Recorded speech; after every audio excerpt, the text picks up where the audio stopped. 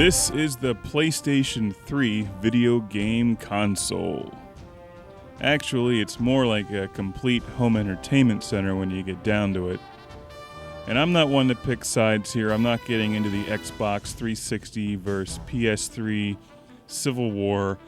If you're a gamer and you've bought a 360, you probably take sides with that system. If you've bought a PS3, you probably take sides with the PlayStation 3. I've played both systems extensively. I'm giving an objective review of this from a technical standpoint. And there's some pluses and minuses to the PlayStation 3 console. Anybody knows that electronic equipment attracts dust at an alarming rate.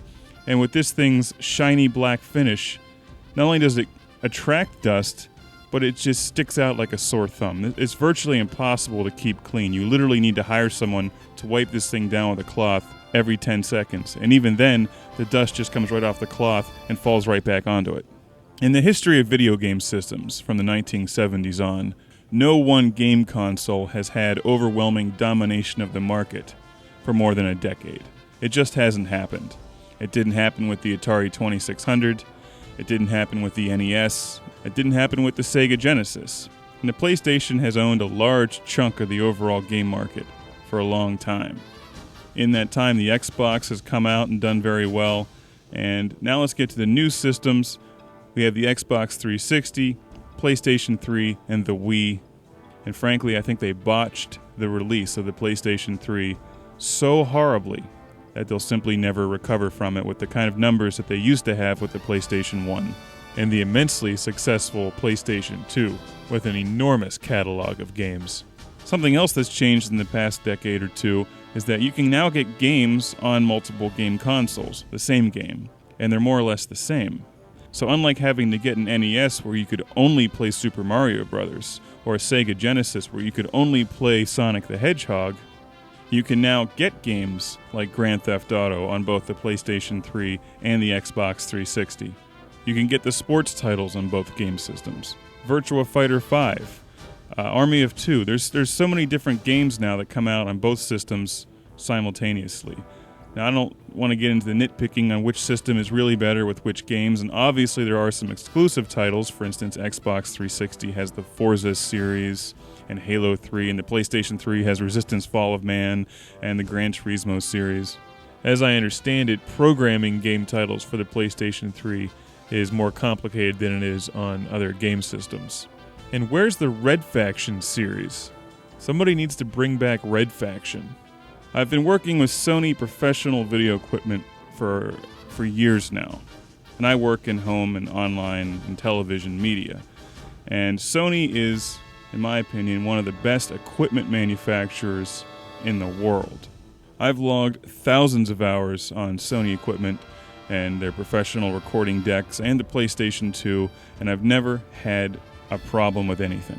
I think one time we got a Post-it note stuck inside a Betacam deck, and we actually got right through to a technician, and they told us how to fish it out. So I have nothing but the utmost respect for Sony as an equipment manufacturer. The thing with Sony is you're always going to pay a premium for that extra quality. And with the PlayStation 3, they got a double whammy because Sony bet the farm on Blu-ray. As far as I'm concerned, the PlayStation 3 was designed as a Blu-ray player first and a game system second. They wanted total domination in that very profitable movie market with physical media and Blu-ray discs. And that brings us to the whole format war. Now the verdict is out that Sony has won the format war with Blu-ray over HD-DVD. I disagree with that completely. They may have won that initial round, that initial battle, but the war has just begun. The war is between physical media, like Blu-ray and DVD, versus online media. And by that I mean downloadable movies and TV shows on demand and the kind of stuff you're watching now. Now, I personally like to actually own a physical copy of what I pay for, but that brings us to pricing.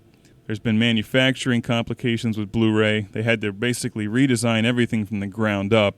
The costs are very high to reflect this, and of course there's also the marketing costs in there that you're paying for. So when movies come out with a list price of $39 now, and Blu-ray players are $400 to $500, $600, frankly, there's no way that they're going to get a mass market with those kind of prices. So we have manufacturing costs, we have startup costs, We have marketing costs. All this is passed on to the consumer with the initial high price of the PlayStation 3. And then they chose to launch this thing without their key titles. The exclusive PlayStation titles that we all loved in the past 10 years are nowhere to be found. There's no Metal Gear series, there's no Gran Turismo series. All that being said, the PS3 is a very well-designed system. The wireless controller is fantastic. And as an all-around media system, the PlayStation 3 is tremendous. It looks and feels like a heavy piece of equipment. It's a lot larger than the PlayStation 2. I think that it's completely insane that the lower cost PlayStation 3 does not play PS2 titles through the HDMI cable. I think that's a real slap in the face from Sony to their customers, because I was a loyal PlayStation customer and would really have just liked to simplify my life by keeping one piece of equipment on the rack that played all my PlayStation titles, but they for whatever reason decided to eliminate that functionality in the lower cost PlayStation 3. Another gripe is that the PlayStation 3 does not come with component video cables or an HDMI cable.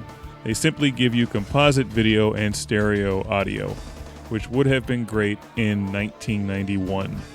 All that being said, it clearly feels like a game system that has a lot of untapped potential. And I'm looking forward to more PlayStation 3 titles that fully utilize the power that this thing has under the hood. Sony dominated the market with their PlayStation 1 and PlayStation 2 game consoles. I don't think they're dominating the market anymore, but that's not to say that the PS3 isn't still a great investment if you want to watch movies and play video games. Of course, if you really want a great video game system, you can go out and buy a Sega Genesis. I've had my Sega Genesis since 1989, and it still works perfectly.